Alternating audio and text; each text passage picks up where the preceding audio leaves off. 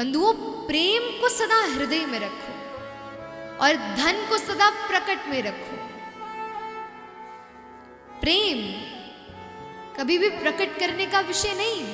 हाँ, यहां सांसारिक चर्चा नहीं हो रही, यहां कृष्ण रूपी प्रेम की चर्चा हो रही है। संसार का प्रेम हो तो उसे व्यक्त कर दो, उसमें कोई चिंता नहीं, लेकिन ठाकुर जी के प्रति यदि प्रेम हो तो उसे हृदय में समेट कर रखो।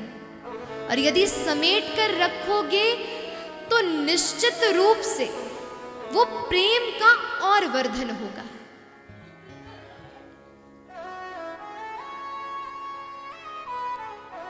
इसलिए बंधुओं, कृष्ण रूपी प्रेम को सदा संभाल कर रखो। और धन की स्थिति क्या हो कि धन जितना भी हो उसे प्रकट करो, उसे जितना व्यय करोगे उतना धन का वर्धन और होगा। इसलिए सुदामा जी की भी स्थिति ऐसी थी।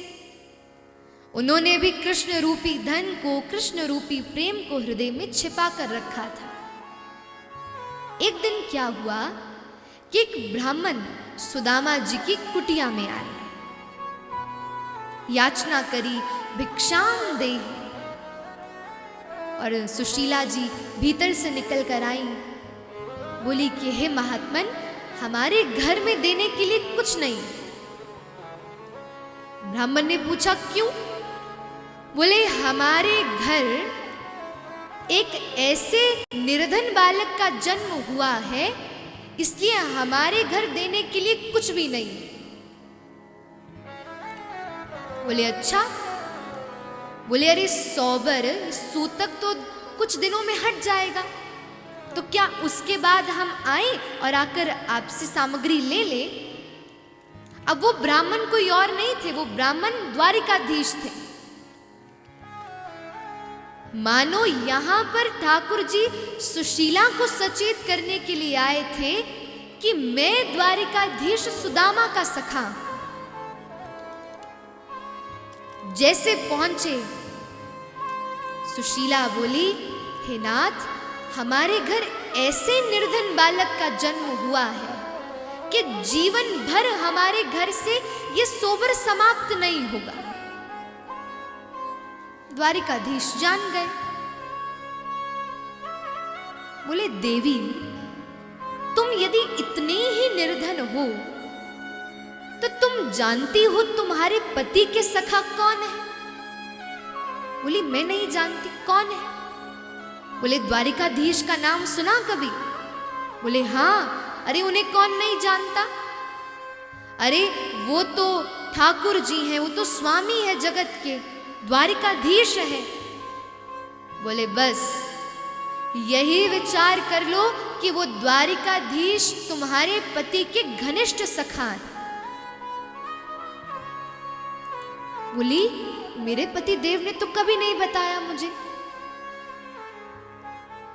ब्राह्मण देव बोले आज जाकर पूछना, और जब पूछोगी तो सुदामा के चेहरे के हाव भाव को देखना।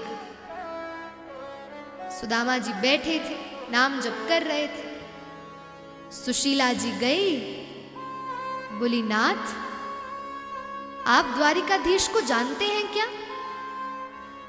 माला करते करते रुक गए, नेत्र खोल लिए, कुछ बोला नहीं मुख से, लेकिन हाव भाव वैसे बना लिए।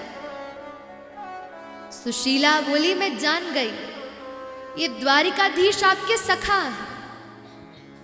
अरे स्वामी, क्या आपको ये सब बढ़िया लगता है?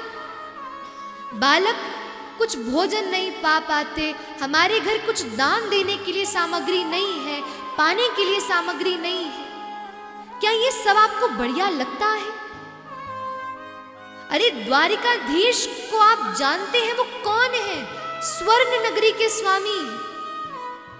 अरे एक बार तो उनसे याचना करो, एक बार तो उनको घर की स्थिति बताओ। सुदामा जी बोले यही भय था मुझे, इसीलिए मैंने कृष्ण रूपी धन को छिपा रखा था। क्यों? यदि अपने सखत्व भक्ति को बता दूंगा तो तुम सबसे पहले आकर मुझसे कहोगी कि उनसे मांग कर लाओ। हमारा कोई ऐसा सखा बन जाए जो बहुत बड़ा विधायक हो, ऐसा कभी नहीं होगा कि हम उससे कोई लाभ ना लें। हम निश्चित उससे कोई ना कोई लाभ लेंगे।